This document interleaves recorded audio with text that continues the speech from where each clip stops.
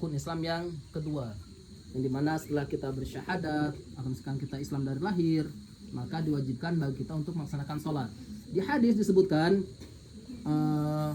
wa'mur auladahum bis shalah.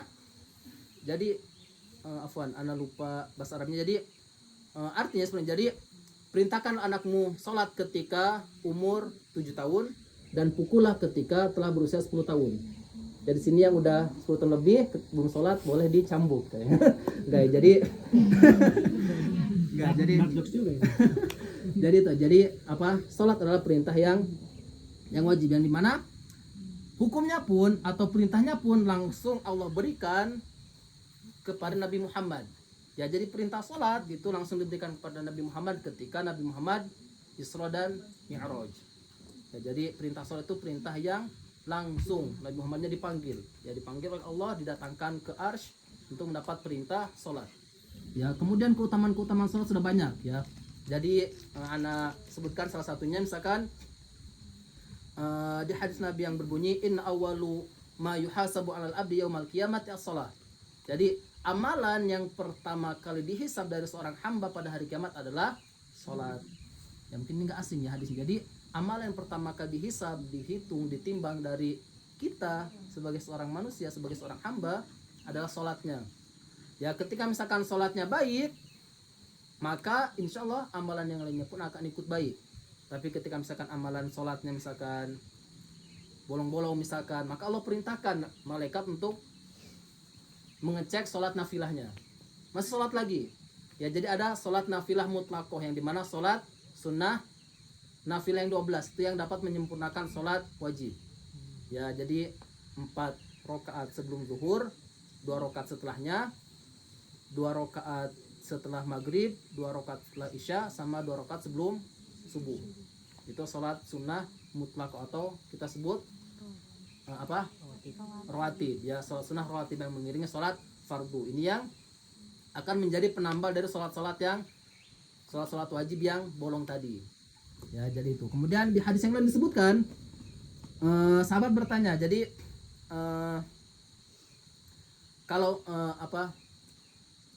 keutamaan sholat ya. Jadi Nabi Muhammad menjelaskan tentang keutamaan sholat sebagaimana sungai yang berada di depan rumah kalian.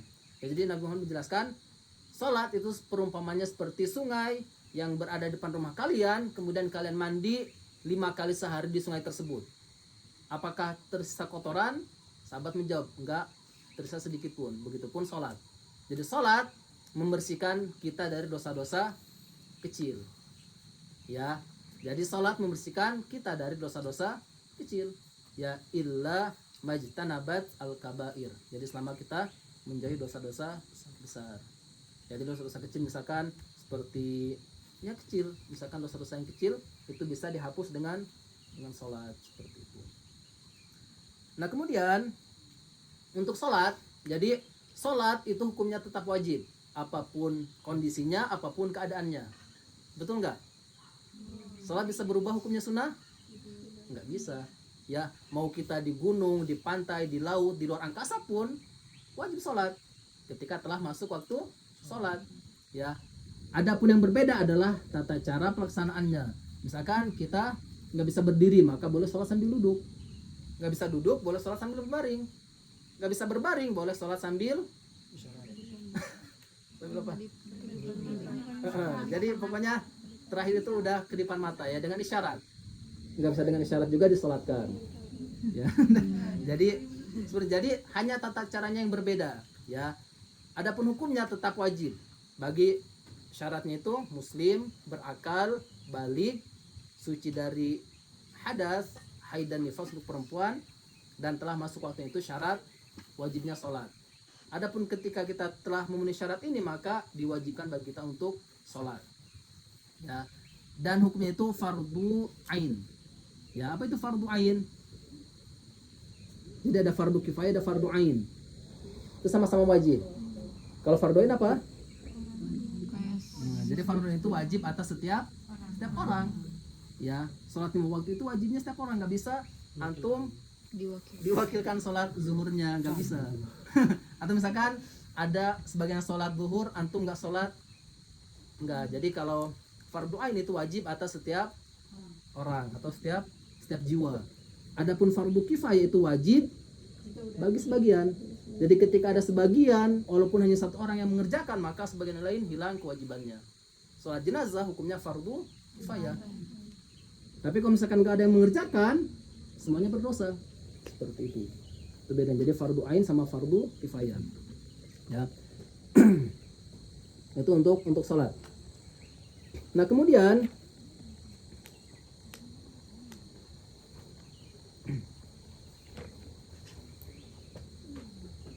nah di sini disebutkan rukun-rukun sholat. Ya, jadi ada rukun-rukun sholat. Ada yang pertama syaratnya. Tadi syaratnya adalah beragama Islam, kemudian berakal, kemudian balik, kemudian suci dari hadas, sama telah masuk waktu sholat. Sama yang ada lagi apa? Ada banyak ya syaratnya. Di sini syaratnya ada 14 ya, ada 14 syarat afwan, ada 9. Yang 14 itu rukunnya.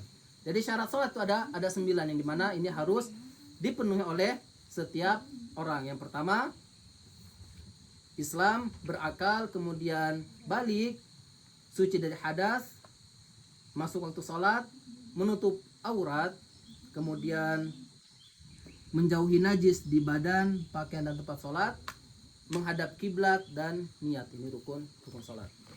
Ya, jadi 9 rukun ini harus dipenuhi. Ya, jadi ini 9 rukun sholat. Kemudian syaratnya ada berapa syarat sholat? Ada yang tahu nggak apa bedanya rukun sama syarat? Rukun tuh yang harus ada gitu. Harus ada. Syarat nggak ada. Apa bedanya rukun sama syarat? Kalau syaratnya di sini ada 14. Apa bedanya? Rukun sama syarat atau sama aja? Beda. Apa bedanya? Ada yang tahu? Hah? Kalau Syarat atau syarat? dipenuhi sebelum sholat nggak sih? Syarat. Oh iya. Kalau rukun? pada saat sholat. Nah, jadi betul. Jadi syarat adalah sesuatu yang harus ada atau dilakukan sebelum dia sholat dan sampai dia selesai sholat. Itu syarat. Ya, seperti Islam. Dia sebelum sholat dia harus beragama Islam. Sebelum dia beragama Islam, nggak ada sholat bagi dia. Ya, balik, berakal, ini semuanya syarat. Ya. Kemudian kalau rukun itu adalah sesuatu yang dia ada atau berkaitan dengan ibadah tersebut. Misalkan ruku, sujud, al-fatihah itu rukun salat. Dan keduanya harus dipenuhi. Ya. Jadi keduanya harus dipenuhi baik syarat maupun rukunnya. Jadi ketika dari syarat dan rukunnya ada yang gugur, maka salatnya nggak akan sah. Ya misalkan al-fatihah misalkan. Ada seorang salat misalkan dengan bacaan Al-Fatihah yang terdapat kesalahan-kesalahan jali misalkan. Ya, jadi kesalahan itu ada dua, ada yang khofi, ada yang jali. Yang khofi itu dia kesalahan seperti memanjangkan mad misalkan, atau pokoknya kesalahan khofi itu kesalahan yang dia tidak dapat merubah arti. Jadi kesalahan ringan. Kalau dalam bahasa ilmu tajwidnya. Nah, kalau kesalahan jali itu kesalahan yang dapat merubah arti. Misalkan yang harusnya huruf qaf dibaca kaf. Kolbun jadi kalbun, artinya jauh berbeda. Alhamdulillah. Alhamdulillah ya, pasti jauh berbeda. Ya, itu kesalahan jali. Nah, jadi ketika kita baca surat Al-Fatihah, kemudian ada kesalahan jali yang dapat merubah arti, maka sholatnya nggak akan sah. Karena Al-Fatihah merupakan rukun sholat. Ya, ada cerita ya, ini pengalaman anak pribadi nih. Jadi anak pas masih tinggal di Jakarta itu sholat di sebuah musola ya. Ya sebagaimana kita ketahui ya, di musola itu imamnya kakek-kakek giginya tinggal 2 misalkan ya. Jadi imamnya kayak kakek ya. Nah anak sholat maghrib, anak berdua sama teman anak, dia juga anak klip ya. Kalau dia jurusan syariah, dia lebih paham dan dia juga sudah 30 juz ya. Jadi dia datang lebih awal dari anak, dia masuk di rakaat kedua ya. Jadi rakaat kedua itu imam masih baca dengan jahar, jadi masih disuarakan ya. Anak masuk di rakaat ketiga. Pas anak datang, dia keluar, teman anak tuh pulang, bukan pulang, pokoknya keluar ya. Nah, anak masuk di rakaat ketiga yang dimana bacanya sudah sir, jadi nggak ada bacaan imam, jadi kita baca sendiri Al-Fatihahnya. Nah, kemudian pas pulang, anak tanya, kenapa tidak antum keluar? Dia bilang, sholat anak nggak sah, karena bacaan imamnya Al-Fatihahnya berantakan. ya dia sudah hafiz 30 juz, ya misalkan sudah tahu tentang cara baca Al-Quran yang betul, diimami oleh kakek-kakek yang dimana bacanya enggak sesuai tajwid, maka sholat orang yang sudah paham itu enggak akan sah. Tapi kalau belum paham sah. Hah? Kalau belum paham sah. Ya, tapi itu juga ikhtilaf ya. Jadi ikhtilaf ya, banyak ikhtilafnya ya. Jadi perbedaan pendapat ya. Karena ada juga syarat jadi imam itu harus orang situ, pemukim situ. Ya, itu syarat jadi imam. Tapi yang pertama itu syarat jadi imam itu harus ajmalu qiraatan. Jadi harus lebih baik bacaannya. Ya, harus sesuai tajwid, minimal sesuai tajwid. Terutama di surat Al-Fatihahnya, adapun untuk surat pendeknya itu sunnah. Ya, yang wajib itu di surat Al-Fatihahnya harus dengan tajwid. Ya, karena ketika ada kesalahan jadi maka sholatnya nggak akan sah. Nah, mana ini pulang? Anak tanya, sholat tadi kenapa antum pulang? Sholat anak nggak sah. Ternyata dia pindah ke masjid yang lain. Jadi sholat di masjid yang lain seperti itu. Ya, dan memang seperti itu. Jadi anak juga sempat cari-cari, memang sempat tanya sama guru anak, memang nggak sah sholat ketika kita sudah tahu bacaan yang betul diimami oleh imam yang bacaannya belum sempurna, maka sholat makmumnya itu nggak akan sah. Seperti itu. Ya, karena masuk ke dalam rukun sholat. Nah, kemudian sampai sini mau tanyakan? Semuanya enggak? Yuk. Kalau kita sholat nggak sengaja auratnya kelihatan, udah kita langsung cukupin gitu, itu masih sah nggak sholatnya, harus diulang? Jadi kadar terbukanya aurat itu sesuai kadar tumanina, ucapan subhanallah. Jadi sebelum misalkan subhanallah, misalkan berapa detik? 3 detik misalkan subhanallah, atau 5 detik misalkan. Jadi ketika tersingkap dan segera kita tutup, maka sholatnya tetap sah. Jadi itu di kitab Safinatun Najah Ananggaboa itu ada. Jadi kadar tersingkap aurat itu ketika segera ditutup sebelum kadar ucapan subhanallah, maka sholatnya tetap sah. Adapun ketika lewat dari tumanina seperti ucapan subhanallah, maka sholatnya batal. Tambahan, kalau misalnya kita udah selesai sholat nih, kita baru sadar oh ternyata ada rambut yang kelihatan, dan kita nggak tahu kan itu dari awal sholat atau dari itu gimana? Tinggalkan yang meragukan. Al yakinu la yazalu bisyak. Itu kaidah dalam usul fikih. Jadi al yakin la yazalu bisyak. Jadi keyakinan itu nggak akan menghilangkan keraguan. Kita yakin nih rambut kapan munculnya. Misalkan pokoknya pilih pendapat yang hati kita lebih yakin kemana. Kalau misalkan kita ragu-ragu, takutnya ya udah ulang sholatnya. Kalau misalkan kita yakin ini mah baru kelihatan, misalkan ya udah seperti itu. Jadi itu kaidah usul fikih ya. Jadi beda. Jadi ada Baiknya emang dicek dulu gitu ya, sebaiknya dipastikan apakah ada aurat yang terbuka atau tersingkap sebelum sholat supaya nggak ada permasalahan-permasalahan seperti itu. Lanjut. Mau nanya lagi? Ya. Ustaz, ini terkait pengalaman juga nggak tahu ya Ustaz, ini sholatnya sama atau enggak. Jadi waktu itu pas saya di naik gunung itu Ustaz ya, sama Hamiru itu kan posisinya Harus banget sebutin Mahamerunya. Iya, canda-canda. itu kan naik malam ya Ustaz ya, sekitar jam 11 jam 12. Nah, kan ada namanya batak vegetasi ya Ustaz. Nah, saya baru ngeh itu subuh itu sudah lewat dari jam 5, saya masih ada di batas vegetasi. Nah, saya itu kepikiran sholat subuhnya gitu Ustaz. Sedangkan teman-teman itu harus harus buru-buru, kita harus ke atas gitu Ustaz. Nah, saya pengen banget di sholat Ustaz. Nah, saya udah niat, terus saya entah kenapa saya duduk aja, saya nggak tahu kiblatnya di mana waktu itu. Terus saya posisinya kayak sholat gitu dengan niat sholat subuh, entah posisi kiblatnya tidak tahu, tapi benar posisinya duduk gitu Ustaz, duduk di pas mau turunan pasir-pasir gitu. Apakah itu salah gitu Ustaz? Oh gimana? Tentang penentuan kiblatnya ya, Sama posisinya. posisi. Sendiri duduk posisinya. Dan Padahal itu mungkin bisa udah diri gitu. mau menjelang huruf gitu Ustaz. Kalau dari Jadi soal arah kiblat nggak tahu, dia ngasal. Duduk. Padahal mungkin bisa Berdiri. cari yang mungkin Datar. itu turunan banget. iya, mungkin bisa nyari gitu. Mungkin bisa nyari gitu. Baik. Terus, nah, jadi berarti ada 3 permasalahan ya, kiblat, posisi, sama waktu. Jadi tadi yang sebagaimana telah disebutkan, jadi itu termasuk ke dalam rukun sholat ya. Jadi masuk waktu, menghadap kiblat sama berdiri. Tawon, saya pikir. Ya, tapi di sini disebutkan al-qiyamu 'alal qudroh. Berdiri bagi yang mampu atau sesuai dengan keadaan dia bisa nggak berdiri. Misalkan terjal misalkan ke berdiri, misalkan dia jatuh ke belakang misalkan atau nggak bisa, ya maka boleh sambil duduk. Karena disebutkan al-qiyamu 'alal qudroh, jadi berdiri bagi yang mampu. Misalkan ada tempat datar maka dia ke tempat yang datar. Adapun ketika nggak ada maka boleh di situ. Ya, itu yang pertama. Jadi boleh dengan berduduk karena di sini berdiri al-qiyamu 'alal qudroh, jadi bagi yang mampu. Kemudian untuk menghadap kiblat, ya jadi ada 4 cara bagaimana kita menentukan kiblat. Yang pertama sama kedua ini yang dia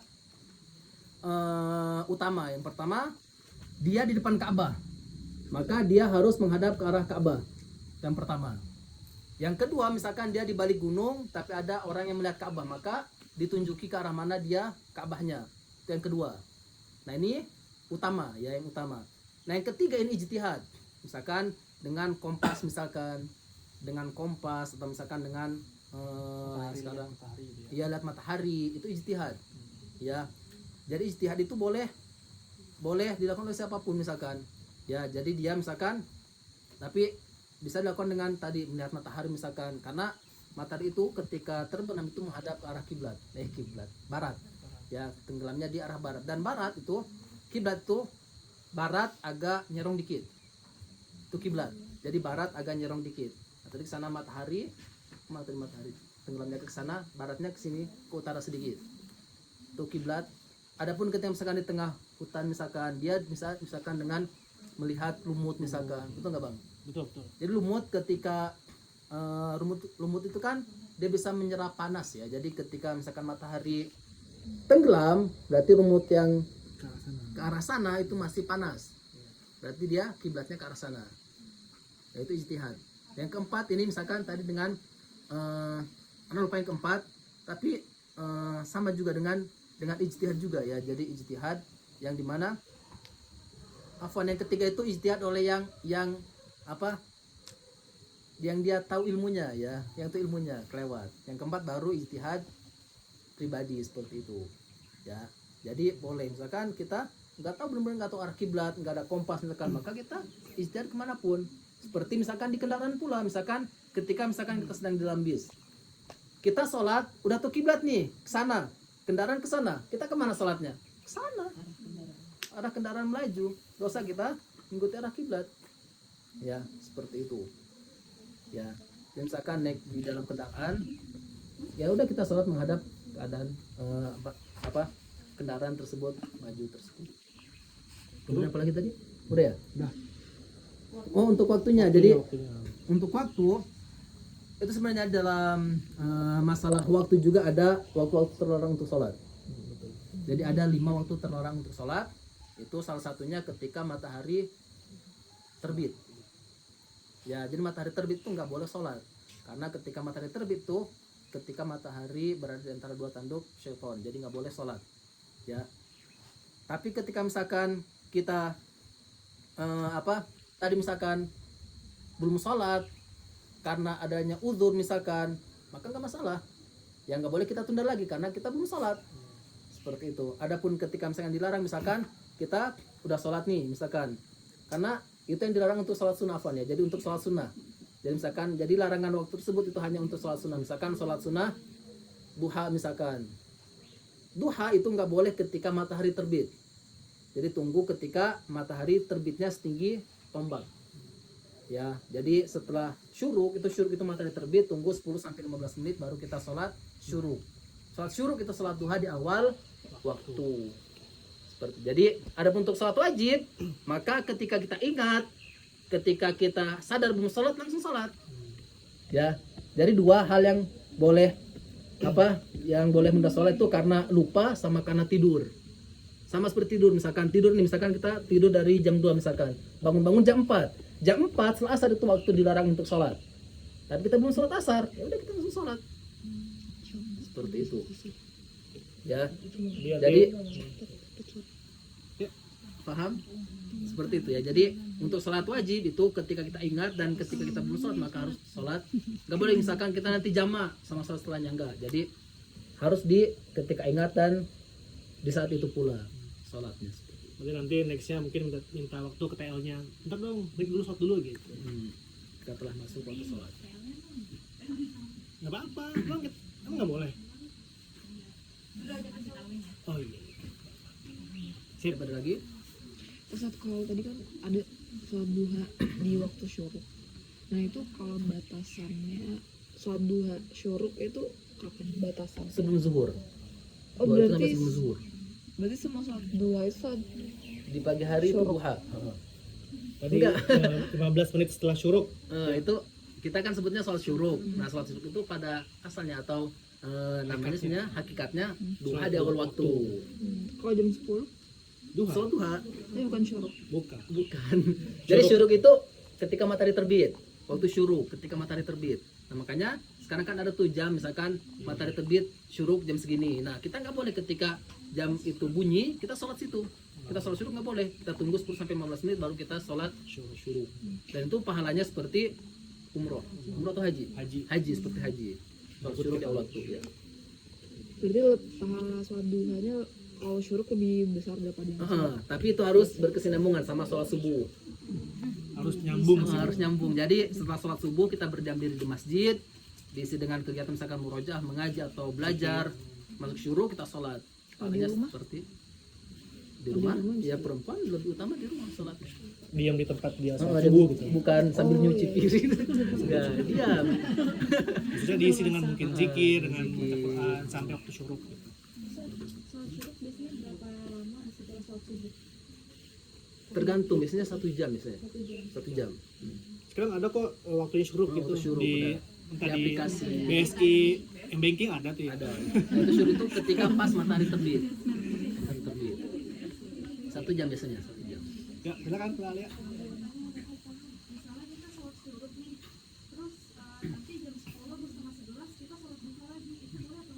Boleh.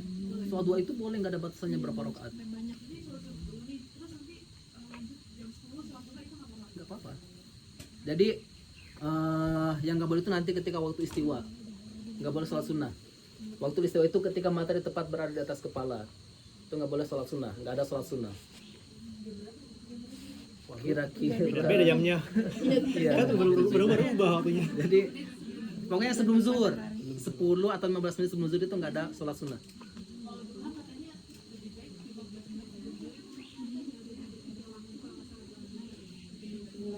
Nah, kalau itu juga tuh. Allah alam kalau itu. Tapi kalau untuk duha itu di sepanjang pagi sampai sebelum waktu istiwa. Jadi sebelum zuhur itu nggak boleh ada sholat kecuali misalkan sholat yang nggak ada keterikatan seperti tahiyatul masjid boleh kapanpun.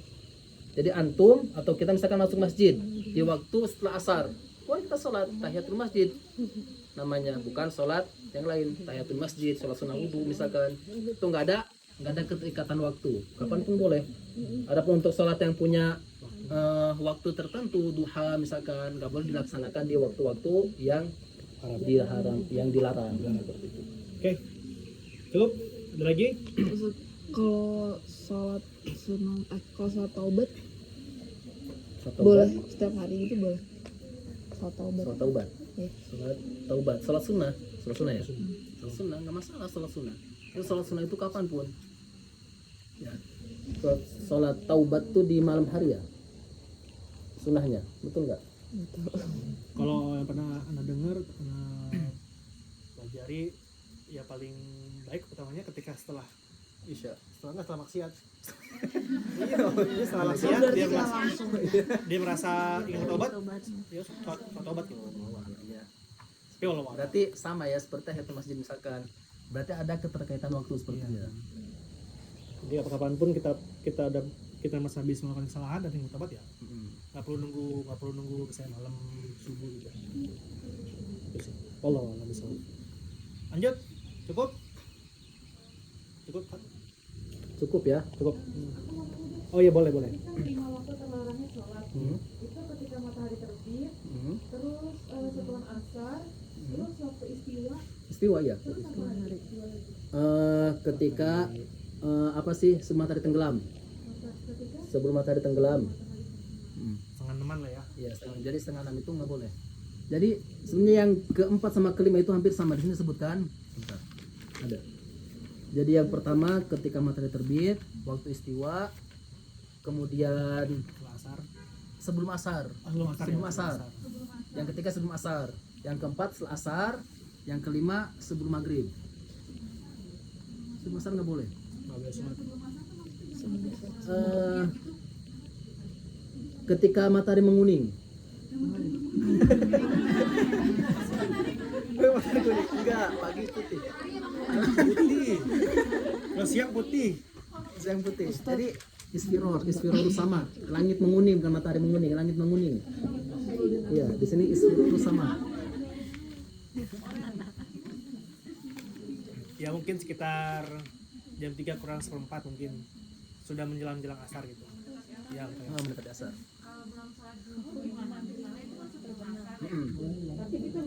boleh. Iya. Langsung. Jadi kalau belum sholat, Yang wajib kita ya. sholat wajib itu boleh kapanpun. Misalkan kita tertinggal sholat zuhur karena tertidur atau karena lupa, ketika kita ingat atau ketika kita bangun tidur kita langsung sholat. Nggak boleh kita tunda lagi, misalkan nanti aja digabung sama asar di jam, misalkan nggak boleh. Harus langsung ketika Langsung, ingat, ketika ha. bangun, walaupun itu waktu larang langsung Sholat. sholat. Jadi nggak ada larangan untuk sholat kecuali itu ya tadi uzurnya cuma dua, tidur dan lupa. Adapun ketika Diundur ya. ditunda-tunda diundur maka itu nggak boleh. Ya, Perjalanan Ustaz berarti jama atau ya utamanya di jama. jama? Kalau safar. Jadi untuk musafir itu bisa jama, untuk meringankan juga. Jama bisa dengan jama takdim atau nanti misalkan jama takhir diakhirkan misalkan sholatnya. Kalau berangkatnya sebelum zuhur, sunahnya takhir ya. Takhir. Di asar sunahnya kalau sebelum Di zuhur asar. berangkatnya gitu. Isal. Ustaz tadi kan kalau yang matahari terbit nggak boleh sholat karena Di- apa di di antara dua saat terbitnya di antara dua tanah iblis kan. Nah kalau yang sebelum asar itu ada sebabnya nggak ya Ustaz? Nggak ada. Nggak ada. Nggak Emang ada. cuma ketentuannya aja. Nggak lawan tahu hikmahnya. Jadi tapi 5 waktu itu yang dilarang. Yang sebelum itu hanya yang pertama yang disebutkan, itu ada hadisnya juga yang pertama. Adapun yang kedua, ketiga. Nah, kemudian yang kedua tadi, waktu istiwa itu boleh di selain hari Jumat. Afwan. Boleh di hari Jumat. Di hari Jumat boleh. Hah? Bukan kecuali hari Jumat. Justru hari Jumat boleh Hari gitu. Jumat boleh. Kecuali hari Jumat boleh sholat ya. Iya. Di hari Iya, jadi untuk yang waktu istiwa yang kedua itu boleh di hari Jumat aja. kan hukum asalnya kan nggak boleh. Jadi ketika hari Jumat itu kan kita misalkan ke masjid itu lebih utama kan di awal. Nah kita sholat sunnah mutlak itu boleh sampai nanti khotib naik ke atas mimbar, itu kan waktu istiwa. Itu boleh hari Jumat.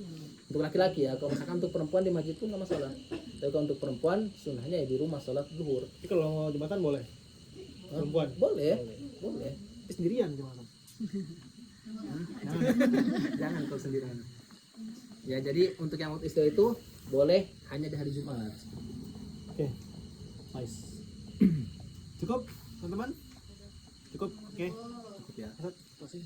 Tapi mungkin itu yang dapat Ana sampaikan. Nah sebelumnya misalkan Ana punya teka-teki nih. Teka-teki Asik juga ya. tapi teka-tekinya berilmu ya, Wah, berbobot ya. Beda kalau ilmu sama yang Ya, jadi teka-teki fikih karena kita sedang belajar fikih. Antum cari di AI nggak ketemu AI-nya. Ada sudah coba soalnya udah coba. Ini sih yang bikin, jadi nggak Nah, jadi teka-tekinya dengarkan. Sholat kan ada dua, ada sholat jahar, ada sholat sir, betul nggak? Pertanyaannya, sholat sir berjamaah yang berada di antara dua sholat jahar berjamaah. Sholat apa?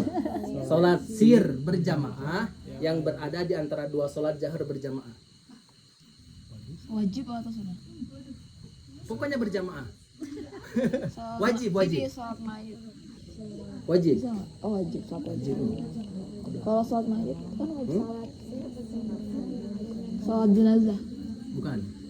sholat sir Berjamaah yang yang ada berada di antara dua dua. sholat jahar berjamaah.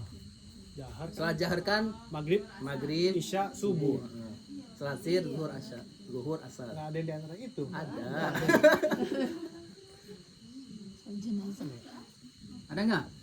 Waduh, ini susah lah. Sholat sir berjamaah yang berada di antara dua sholat jahar berjamaah. salat yang Hah? kan jahar tuh kan yang dikencangkan. Iya, dikencangkan. Kayak maghrib, subuh, isya. Kan kalau Sir, sholat sir cuma zuhur, asar. Ada Pertanyaannya, nggak di antara itu? sholat sir berjamaah yang berada di antara dua sholat jahar berjamaah. Oh, tahajud. Bukan. Wajib ya? Wajib. Wajib. Apa? asar kalau nggak zuhur kan harusnya cuma dua. Ada jawabannya. Sholat asar di hari Jumat. Betul nggak? Jumat kan jahar. Betul kan bang? Oh iya. Ada kan? Gak dapet door prize nih. Satu lagi. Pada asalnya atau pada dasarnya segala sesuatu yang halal dimakan boleh diperjualbelikan. Tapi ada satu halal dimakan tapi haram diperjualbelikan. Halal dimakan tapi haram diperjualbelikan. Kucing. Itu apa? Kucing bukan Apa ini kucing. apa daging kurban? Nah, daging kurban. Wih, bener.